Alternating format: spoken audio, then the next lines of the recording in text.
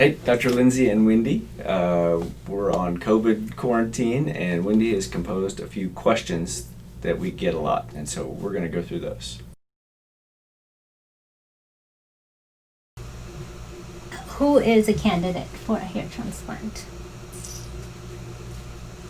How do I know that I'm a candidate for a hair transplant? I get that call.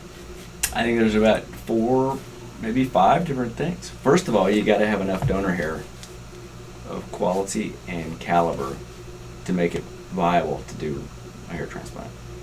Second is you got to have enough hair loss to make you a candidate. A lot of people show up here wanting a preventative hair transplant, or they've gotten a preventative hair transplant somebody else. I don't even know what that is, but you got to be going bald in a spot to need hair. You got to understand that the supply of your hair may not cover everything that you got, and you have to prioritize. Maybe you just want your crown done, maybe you just want your front done, but there may not be enough hair to cover a really bald head. You got to kind of be able to, and you have to understand that and not sprinkle a little hair all over your head or you look like a chia pet. And then you have to be reasonable. We get people in here that don't care for our demeanor, and there are people that we don't care for their demeanor. I mean, it's a two-way street.